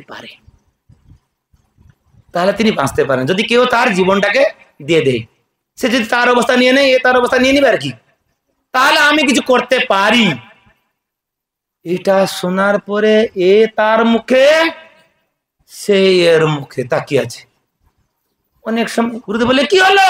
আরে তাড়াতাড়ি বলো, না হলে কাজ শেষ হয়ে যাবে, তাড়াতাড়ি বলো, কে কে যাবে বলো। কেউ কিছু বলছে না। তারপরে গুরুদেব বলা শুরু করলেন, দেখো সে তো কালকে রাত্রে অনেক রাতে এসেছে, পুরো আধ রাতে এসেছে, তখন আপনারা সকলে নিশ্চয়ই তার জন্য উপবাস ছিলেন। মা বলো, উপবাস মানে? আমি একবারে তাকাইনি, কোনো ঘরে ঢুকিনি, সবসময় দাঁড়িয়ে আছি, বাইরে দেখছি কখন আসবে। বুড়ো বলছে, না আমি দুয়ারে বসে থাকলে কি হবে, আমি যদিও চোখে দেখতে পারিনি, তবু একটু ছেলের একটা কথা না শুনলে আমি শুইতে পারি না, খাইতে পারি না, আমি কত বিকল অবস্থায় আছি। তুমি তো বিয়ে শাদী করোনি, তুমি বাবাজি লোক কি বুঝবে, ছেলের যে মমতা কথা তুমি কি বুঝবে? বাবাজি বললো, তাহলে গুরুদেব বললেন, তাহলে বাবা তুমি তো এখনো বুড়ো হয়ে গেছো, তোমার কোনো অসুবিধা নাই, তুমি তোমার জীবনটাকে সমর্পণ করে দাও, সে বেঁচে যাক। তখন বুড়ো এদিক ওদিক তাকিয়ে বলছে, এটা আমার কোনো অসুবিধা ছিল না, আমার কোনো অসুবিধা ছিল না, কিন্তু যদি সে না বাঁচে তাহলে পরিবারে আমরা দুজনেই মেল, দুজনেই পুরুষ লোক অধ্যক্ষ, যদি সে না বাঁচে আমি তো মরে যাব, ঠিক, যদি সে না বাঁচে তাহলে আবার গন্ডগোল হয়ে যাবে না, পরিবারে পুরুষ শূন্য হয়ে গেলে কি হবে ঘটনা। ইয়ে বুড়ো উত্তর দিয়ে দিল, কিরে মা, তুমি তো বলছিলে একবারে ঘরে ঢুকনি, বাইরে ঘোরাঘুরি করছিলে, তাহলে তুমি তোমার এই মৃত্যুটা দিয়ে তুমি মৃত্যুবরণ করো, তাহলে সে বেঁচে যাবে না। বাবাজি, আপনি যেটা বলছেন সম্পূর্ণ ঠিক কথা বলছেন, আমার মরতে কোনো অসুবিধা ছিল না, কিন্তু এই বুড়োটা বেঁচে থাকছে তাকে দেখবে কি, কেনা বৌমা তো এই যে ছেলে মেলে তার স্বামী নিয়ে সেই ব্যস্ত থাকে, বুড়োটাকে তো আমাকে দেখতে হয়। তারপরে এইটা কথা শুনে এদিকে যে বৌমা ছিল, বাবা আপনার তো সে প্রিয় শিষ্য না, আপনি তো তাকে কত ভালোবাসতেন, আপনার কত প্রিয় ছিল, কত প্রিয় ছিল, আপনি জীবন দিয়ে তাকে ভালোবাসেন, যদি আপনি তার জন্য জীবনটা দিয়ে দেন তাহলে আমাদের পরিবার কমসে কম একটু সুখ শান্তি আনন্দ। তখন গুরুদেব বলল, আমাকে জীবন দিতে হবে না রে বাবা, আমি এইভাবে সাধারণ মন্ত্র দিয়ে দেবো, সে বেঁচে যাবে, কিন্তু সে তোমার পরিবারে থাকবে না। নিতাই গৌর প্রেমানন্দে। গুরুদেব মন্ত্র দিয়ে দিলেন, কিছুক্ষণ পরে সে উঠলো, বললো গুরুদেব চলুন, আমার হয়ে গেল সংসার। এই হচ্ছে আমাদের ভালোবাসা, এটা হচ্ছে জাগতিক। এই জগতে আমরা সকলেই নাটক, কেবল নাটক, অন্য কিছু না। কেউ কাউকে ভালোবাসে না, এই জগতে কেউ কাউকে ভালোবাসে না। প্রত্যেকে যে যার কার্যসিদ্ধি সাধনের জন্য একে অপরকে ভালোবাসি, তার থেকে কার্যসিদ্ধ হয়ে গেল। হরে কৃষ্ণ। হ্যাঁ, আমার পথে, আমি আমার পথে, সে তার পথে। সেই জন্য রাধা রানী এই যে কৃষ্ণের প্রতি যে বিরহ ভাব, তিনি কোনো মতেই শান্ত হচ্ছেন না, যতই ইয়ে শিক্ষা দিচ্ছে, যতই তাকে ভুলাবার জন্য চেষ্টা করছে, হচ্ছে না। সেই জন্য বৃষভানু মহারাজ চিন্তা করলেন কি, একবারে বড় একটা দোলনা করলেন, এই বিল্ডিং এর মধ্যে, এই টেন্টের মধ্যে না, একবারে প্রাকৃতিক পরিবেশ, যেথায় পশু পাখির শব্দ, পশু পাখির যে রাব, যে গুঞ্জন তার কানে যেমন চলতে থাকবে, এবং সুন্দর ফল মূল যদি এখনো করেছেন, ভালোই সুন্দর করেছেন, একবারে ফল মূল সম্বলিত বৃক্ষ লতা দিয়ে খুব সুন্দর ভাবে সাজালেন, একবারে কুঞ্জটা সাজিয়েছেন। আর ললিতা, বিশাখা, চম্পকলতা, সুদেবী, রঙ্গ, এইসব এতে হেড কিছু লোক, আরো যারা গোপী ছিল, যারা মঞ্জরি ছিল, যারা সখী ছিল, সকলকে নিয়ে তারা এই ঝুলন উৎসব মানালেন। নিতাই গৌর প্রেমানন্দে। আর ঝুলন উৎসব এইভাবে হলো, এক দুবার ঝুলানোর পর রাধা রানীর মনটা ধীরে ধীরে শান্ত হয়ে গেল, নিশ্চিন্ত হয়ে গেল। আর তারপর আবার যখন ডবল ঝুলন হয়ে গেল, রাধা কৃষ্ণ যখন ঝুলা শুরু করলেন, তখন আর চিন্তা কি থাকে নাকি? নিতাই গৌর প্রেমানন্দে। এই ঝুলন লীলা। এখানে টিকা কারা টিকা দেয় কি না, যেহেতু শ্রাবণ মাস, এত বৃষ্টি হচ্ছে, বন্যা হচ্ছে, এই সুনামি আসছে, এই হচ্ছে সেই হচ্ছে, দেখুন গরম যাচ্ছে, গরম কাটছে। হ্যাঁ, এই ফ্যান না থাকলে আমরা বসতে পারতাম, ক্লাস হরে কৃষ্ণ, খালি ঘাম মুছতে দিন যেত। আর আপনারা যে সুন্দর করে বসছেন, ফ্যান ট্যান সুন্দর ভাবে হয়েছে, সেই জন্য আমরা হ্যাঁ মোটামুটি ঠিক আছে, আরো যদি এসি থাকতো আরো ভালো। তো এই যে আমরা বিশেষ করে শ্রাবণ মাস, স্বভাবত ভাবে এই গরম কাটে না। আর তখনকার তো এই ফ্যান এসি বেসি কিছু ছিল না, তখন কি করতো, হাত পাখা, এটা তো উঠে গেছে সব, কোথায় চলে গেল। হাই এখন হ্যান্ড ফ্যান, কি ব্যাটারি ফ্যান, যে চার্জেবল, এখন বাচ্চাগুলো নিয়ে ভালোই হাওয়া দেয়, আমি দেখছি ভালোই হাওয়া দেয়, কে এর কারণ চাপতে থাকে, চিন্তা করুন কিভাবে হয়েছে। কিন্তু তখন তো সময় এইটা ছিল না, তখনকার সময় কি ছিল, এই যে দোলনায় বসে ঝুলে দেওয়া, অটোমেটিক্যালি হাওয়া কি হবে? হ্যাঁ, হরে কৃষ্ণ। তো এইভাবে এই ঝুলন যাত্রা, যাই হোক লীলা তো অনেক কিছু আছে, আমরা মাঝে মাঝে মাঝে মাঝে বলে দেবো। আজকে কমসে কম টপিকে ঢুকি, ঠিক আছে? তো এই যে এই ঝুলনা এইভাবে থাকলো। তো সেই জন্য একটা শ্লোক সকলে আমার সাথে সাথে বলুন, যে কমসে কম এই শ্লোকটা তো বলতে হবে না, যে বৃত্রাসুরের প্রার্থনা। হ্যাঁ, যদিও প্রার্থনা অনেক শ্লোক থেকে শুরু হয়ে গেছে, প্রার্থনা শুরু হয়েছে 14 শ্লোক থেকে, আমি 24 নাম্বার শ্লোক বলছি। কেন এই 2-3 দিনে তো সবগুলো আলোচনা করা যাবে না, এগুলো সার সার কথা বলে দেবো, ঠিক আছে? সকলে বলো না, অহম হরে তব পাদৈ কমলাম, অহম হরে তব, অহম হরে তব পাদৈ কমলাম, অহম হরে তব পাদৈ কমলাম, দাসানুদাস ভবিতাস্মি ভূয়, দাসানুদাস ভবিতাস্মি ভূয়, মনঃ স্মরেৎ অসুপতে গুণাতে, মনঃ স্মরেৎ অসুপতে গুণাংস্তে, গৃহীত বাক কর্ম কর তু কায়, গৃহীত বাক কর্ম কর তু কায়। শ্লোকটা অত্যন্ত ইজি, অত্যন্ত সহজ। অহম হরে তব পাদৈ কমলাম,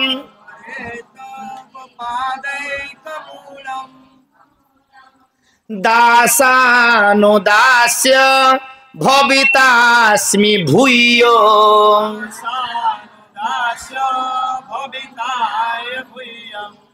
দাসানুদাস ভবিতাস্মি ভূয়,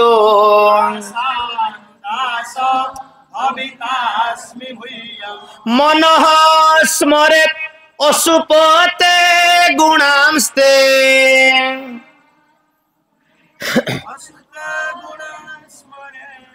মনঃ স্মরেৎ অসুপতে গুণাস্তে,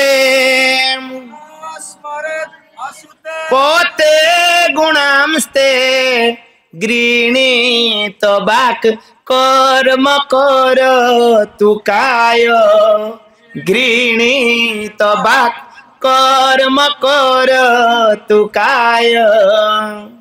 বহুত সুন্দর প্রার্থনা। ভাগবতমে যদি কোনো প্রার্থনা অত্যন্ত অনেক স্তুতি, তো স্তুতি সম্বলিত কেবল ভাগবতম, ভাগবতম যে কেবল স্তুতি ভরা, কেবল স্তুতি, অন্য কিছু নেই। আর সেই স্তুতির মধ্যে এই বৃত্রাসুর স্তুতি হচ্ছে সর্বোত্তম স্তুতি, সর্বোত্তম স্তুতি। কেন অনেক সময় আমরা কি করি, বড় হতে চাই, ডাইরেক্ট একবারে গুরুদেবের সম্পর্ক থাকবো, ডাইরেক্ট একবারে ভগবানের সাথে সম্পর্ক রাখবো, ডাইরেক্ট কিছু বড় লোক একবার আমার হাতে থাকবে। কিন্তু এই স্তুতিটা আছে সম্পূর্ণ বিপরীত, সম্পূর্ণ বিপরীত। একজন অসুর শরীর প্রাপ্ত হয়েও বৃত্রাসুর উদ্গার দেখেছেন তো?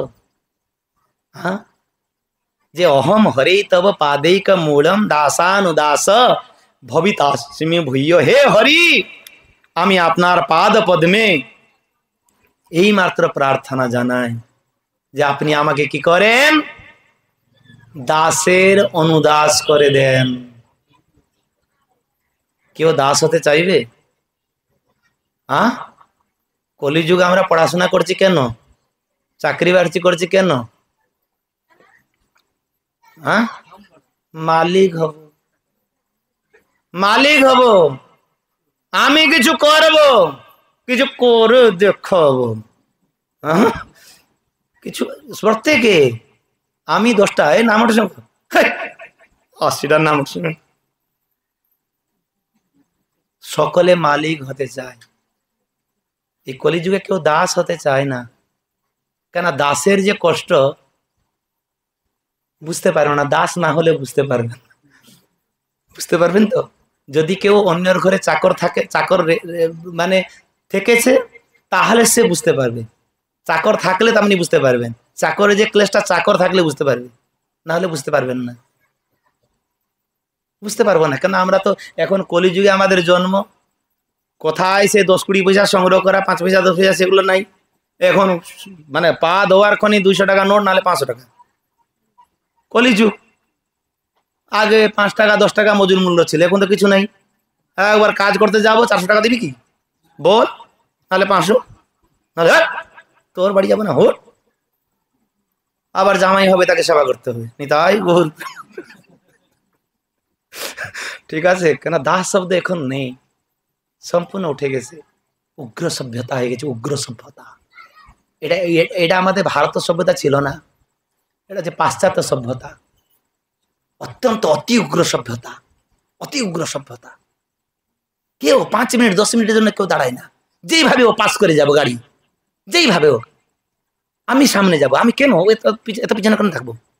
ফোন ফান করে যে কোনো উপায় আমার কাজটা আগে হওয়া দরকার আছে, নাহলে টাকা ফাঁকা কিছু দিতে হোক, আমি এতক্ষণ থাকতে পারবো না।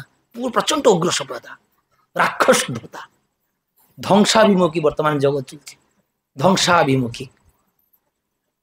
কিন্তু বর্তমানে সভ্যতা কি বৃত্তাসু তখন প্রার্থনা করছেন কি, দাসানো দাস ভবিতাস্মি ভূয়, দাসানো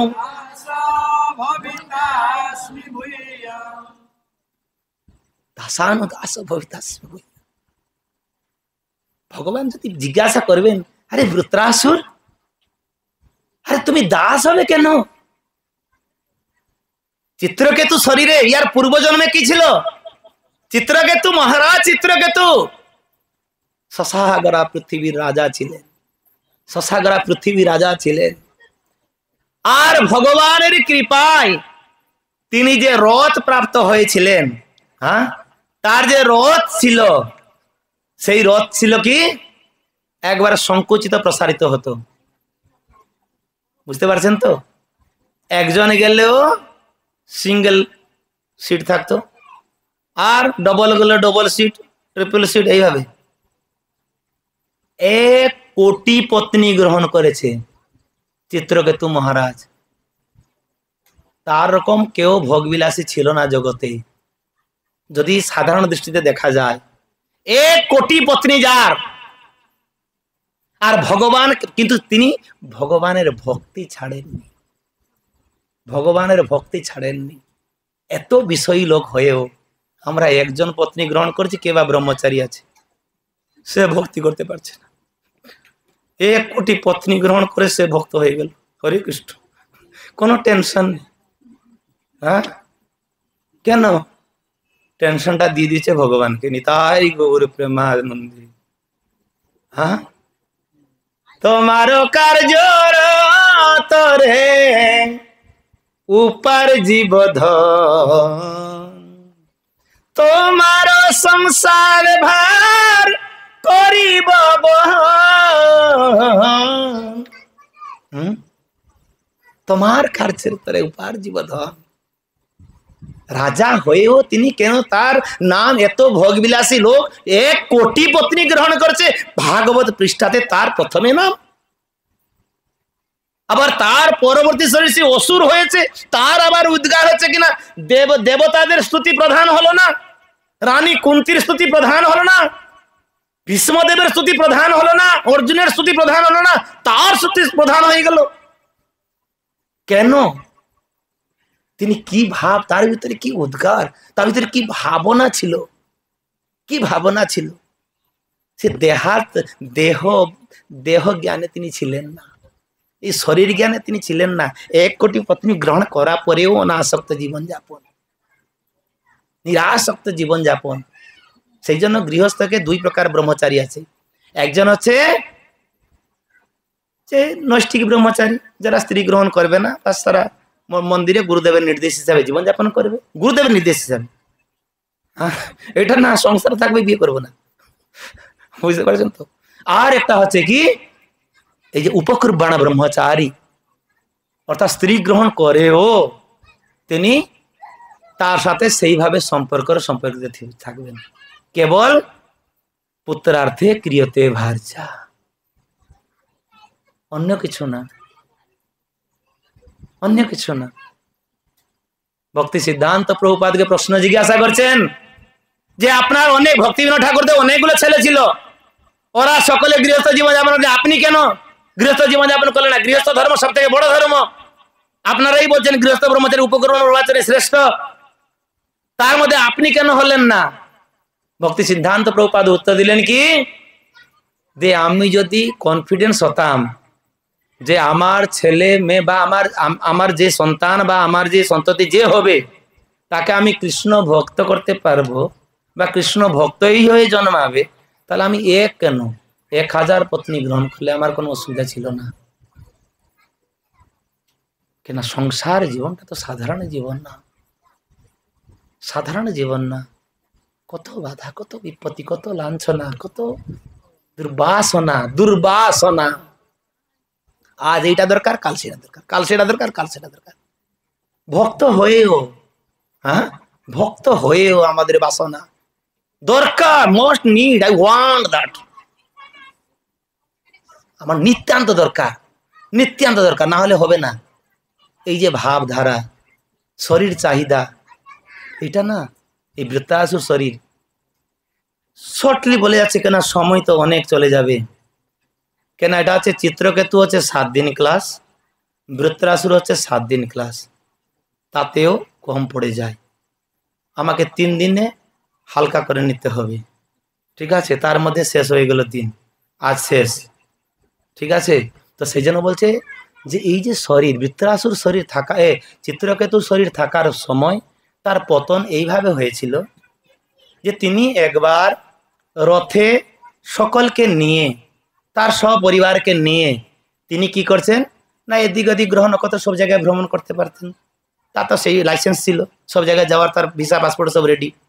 তো এইভাবে তিনি গিয়েছেন, শিবালয় গিয়েছেন, কৈলাস শিবালয় গিয়েছেন, আর ওখানে সমস্ত ভক্তেরা উপস্থিত হয়েছে। ভক্ত মানে কি, এই যারা যারা দেবাদেব শিবালয়ে যারা যারা থাকেন তারা সকলে ওখানে আছেন। আর এদিকে চিত্রকেতু গিয়ে একটু ল্যান্ডিং করেছে, ল্যান্ডিং করে গিয়ে দেখছে কিনা শিবজি ভাগবত কথায় ব্যস্ত আছেন, এও বসতে শুরু করবে। দেখে নিল কি তার দৃষ্টি পড়ে গেল কোথায়, শিবের উপরে দৃষ্টি পড়ে গেল, ঠিক আছে? শিবের উপরে দৃষ্টি পড়ে গেল, দেখছে কিনা শিব তো এমনি সে শিব না, শিব শব্দের অর্থ কি, শ্রাবণ মাস না, এখন শিবের মাসই চলছে নি, তাই গৌর প্রেমানন্দ, শিবজির মাসই চলছে, যেখানে যান ভোলে বম ভোলে বম, খালি পার করে গা, হ্যাঁ, তো পার করে, কোথায় পার করবে? এই শব্দটা যদি কেউ বুঝতো না, সে কখনো জল ঢালতো না। আরে সংসার বন্ধন থেকে তিনি পার করাবেন, লোক শিবের কাছে যায় কেন? আমার এটা হচ্ছে না, আপনি আমি জল ঢালতে যাবো, পায়ে হেঁটে খালি পায়ে যাব, ঠিক আছে? কামনা বাড়ানোর জন্য, কামনা প্রাপ্তির জন্য তারা যায়, পার করে গা বলে তো পার করে দিবে, কমসে কম এটা শব্দটা কমসে কম বুঝে বললো বাবা। যাই হোক, তো এইভাবে শিবের কাছে গিয়েছেন, তারপরে দেখছেন এসা লোক গুরু সাক্ষাৎ অবগতা শরীর নাম আস্তে মুখ্য সভায়াম বই মৈথুনি ভূয় ভার জয়া, মৈথুনি ভূয় ভার জয়া, এসো লোকগুরু সাক্ষাৎ। দেখো এই শিবজির ঘটনা দেখো, বিশেষ করে শিবজি যখন ভগবানের চিন্তায় মগ্ন থাকতেন না, এই যে উপকুরবাণ ব্রহ্মচারী কেন বলা হয়েছে? আরে স্ত্রী কাছে থাকবে, স্ত্রী চিন্তন নাই, এটা কি সম্ভব? কখনো কখনো সম্ভব? শিবজির ঘটনা, শিবজি তার জ্বলন্ত দৃষ্টান্ত হচ্ছে শিবজি। আরে ভাগবত কথায় যে বসেছেন, যে কিভাবে বসছেন সেটা সে ভুলে গেছে, কিভাবে সে বসেছে ভুলে গেছে। স্ত্রী কোলে বসে আছে, বাস ভাগবত কথা শুরু করে দিয়েছে। ভাগবত কথা, ভাগবত রসে তিনি এত তল্লীন হয়ে থাকেন, এত তল্লীন হয়ে থাকেন। কলিযুগ লোক আমরা শিবকে কি বুঝবো বলুন তো? কামাধীন পুরুষ মানে না, বা কামাধীন নারী বা যে কোনো, হ্যাঁ, শাস্ত্রতে বলছেন যজাতি মহারাজ আমাদের ইয়ে, হ্যাঁ, না না যজাতি মহারাজ, তারপরে আর একজন কে ছিল,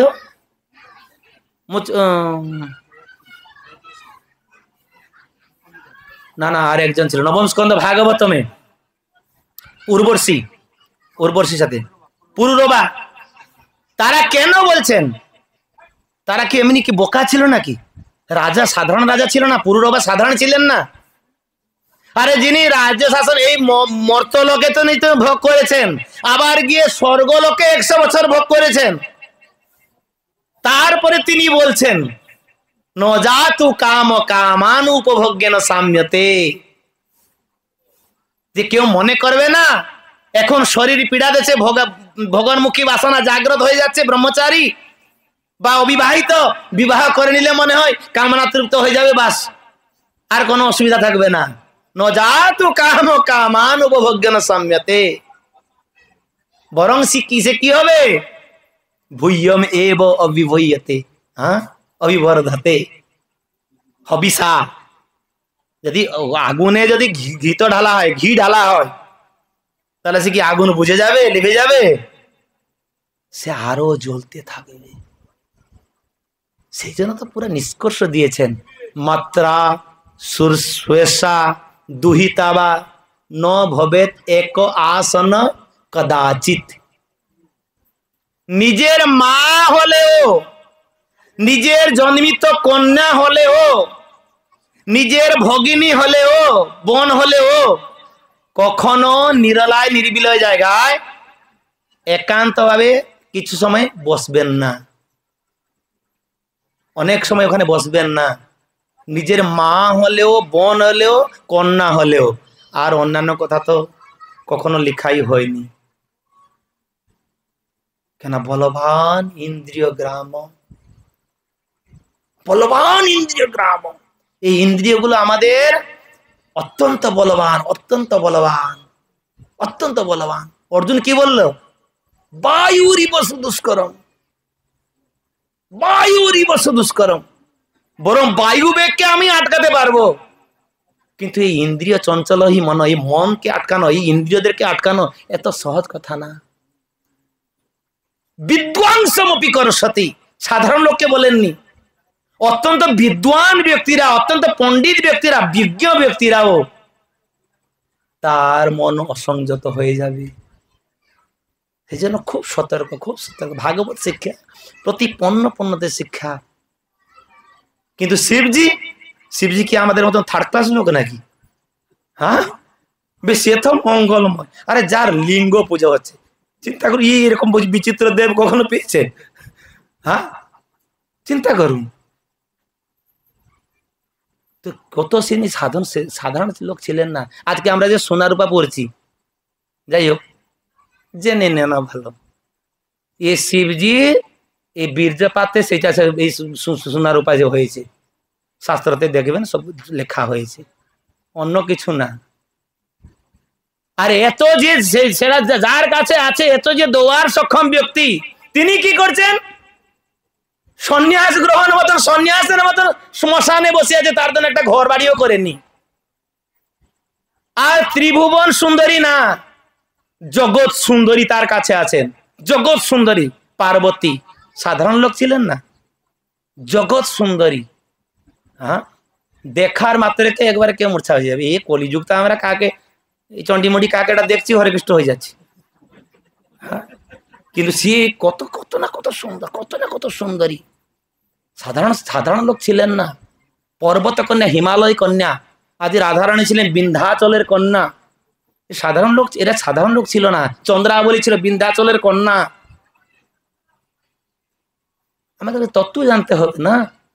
এত স্ত্রী, এত সুন্দর স্ত্রী থাকা পরেও তিনি কখনো তার সাথে কিছুই কানেকশনই নাই। চিন্তা করুন কি অবস্থা তার। তো এই শিবজি এইভাবে যখন তিনি কেবল, যেহেতু গুরু ভ্রাতা শঙ্কর্ষণের দুইজনই শিষ্য, তার জন্য তিনি সতর্ক করে দিলেন যে জটাধারী ত্রিবদ তপসা, ব্রতপা মানে তাকে স্তুতি করছে। কেউ মনে করবে না যে শিবজিকে তিনি গালি দিয়েছেন, পার্বতী হয়তো বুঝতে পারিনি, সেই জন্য তো টিকাকাররা বলবে, কত কি বলে দিবে, শিবজি তো নিজে বলে দিবে, পার্বতী নিজে অনুশোচনা করবেন যে এই এক একটা শব্দ তিনি তার স্তুতি করেছেন, যে যিনি শরীর সুখ কোনোদিন দেখেননি। আমরা সবসময় কি, যেই তো চুল আছে, যেই চুল আছে, ওহো তাকে কালো মানে কত 20 বছর থেকে সাদা হয়ে যাচ্ছে, তাকে কালো মালো মেরে তাকে আবার লাল মানে কালো করছি, যাই করছি, বুঝতে পারছেন তো। কিন্তু তিনি ছিলেন কি এত সুন্দর, যার চুল ছিল, কিন্তু তিনি ছিলেন জটাধারী, জটাধারী এবং ত্রিব্রত, ত্রিব্রত, ত্রিব্রত অর্থাৎ সবসময় তিনি ব্রত, সবসময় তিনি ব্রত ধারণ করতেন। ত্রিসন্ধ্যা কেবল ব্রত, সবসময় হরিচিন্তনে মগ্ন থাকতেন, সবসময় কায় মনোবাক্যে সবসময় হরিচিন্তনে থাকতেন।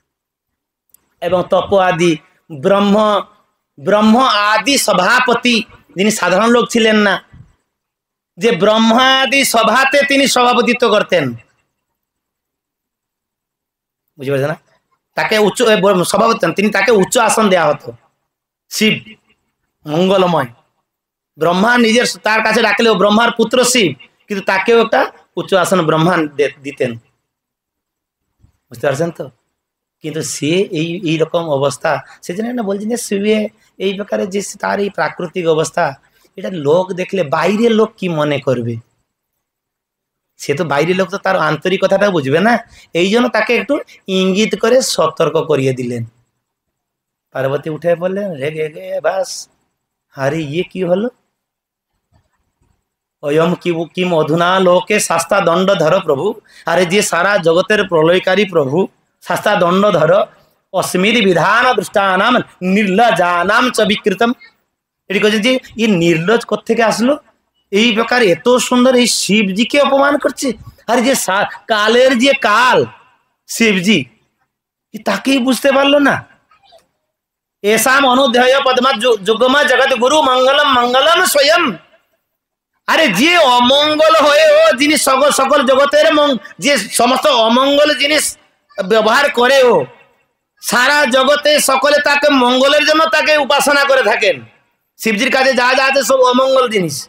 ছাই, ছাইটা কি মঙ্গলে আমরা নিয়ে আসি না, ঘরে রাখি, এই মৃত জিনিসটা এনেও তুলসীর কাছে আসি, যদি সেটা গঙ্গাস্তি না হয়ে থাকে, সেটা তুলসীর পর্যন্ত নিয়ে আসি। শ্মশানে ছাইকে এনে ঘরে রাখে নাকি, যে জিনিস সব জিনিস তার অমঙ্গল, চর্ম চামড়াটা কেউ এনে ভালো করে ঘরে রাখে, এই মৃদঙ্গটা সুন্দর করে বাচ্চা সেই জন্য রাখছি, না চামড়া কেউ রাখে নাকি।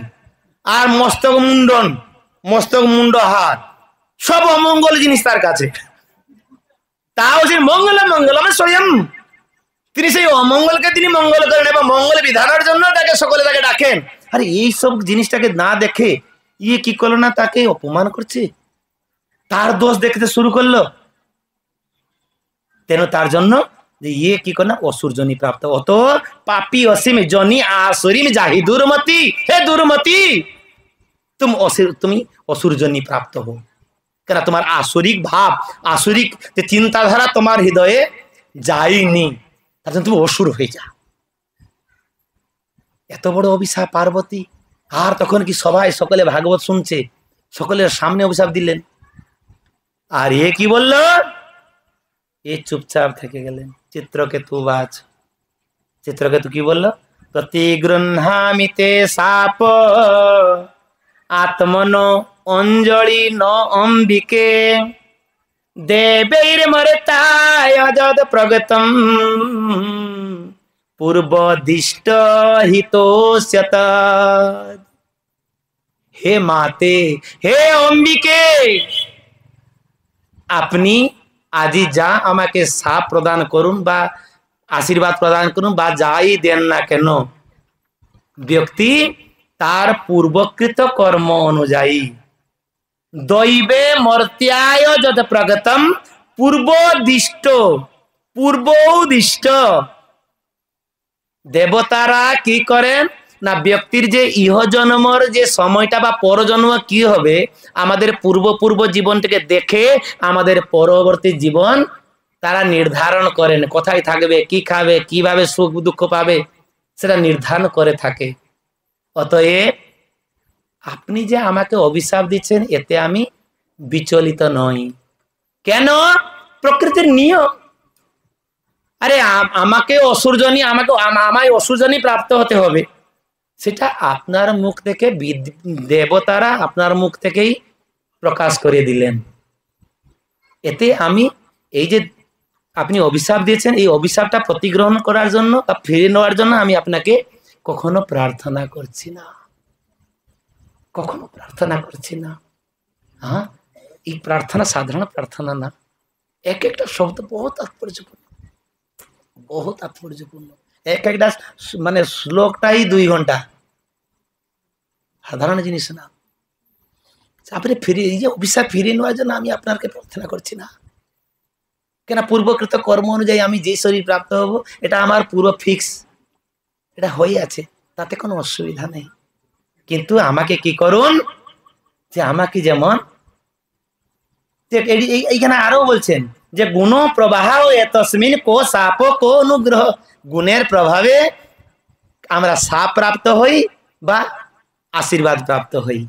কো স্বর্গ নরক কো বা কিং বা সুখ দুঃখ এ বাবা, এই সুখ দুঃখ স্বর্গ মর্ত এতে পূর্বার্জিত কর্ম অনুযায়ী আমরা প্রাপ্ত হই। সেই জন্য হে মাতা, আমি সেই জন্য আপনাকে প্রার্থনা করছি না, আমি প্রার্থনা করছি কি জন্য না এই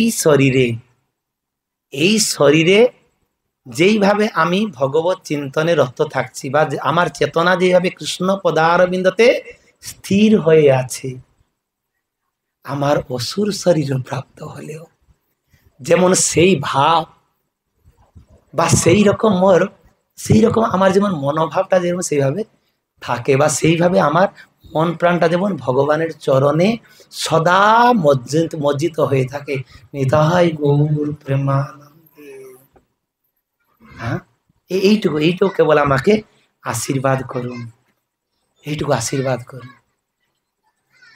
এইতে শুনেও শিবজি তো সঙ্গে সঙ্গে একবার পার্বতী তো লজ্জাশীল হয়ে গেলেন। পার্বতী তো নিজেকে কন্ট্রোল করতে পারলো না। আরে আমি অভিশাপ দিলাম, ইয়ে বললো কিনা আমার পূর্বকৃত কর্ম আমার এটা ছিল, আমি অসুর শরীর আমার পূর্ব নির্ধারণ ছিল।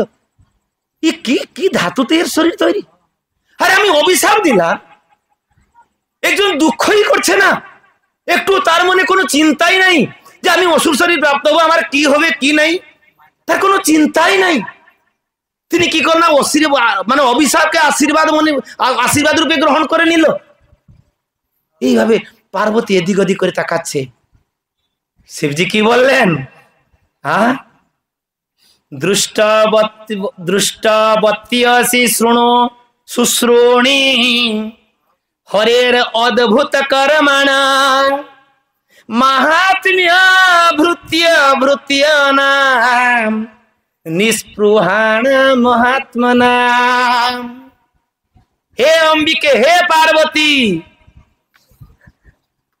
দেখেছ তো, দেখলে তো, বুঝতে পারলে তো? দৃষ্টবত্যসি শুশ্রুণি, হে শুশ্রুণি, হে সুন্দরী,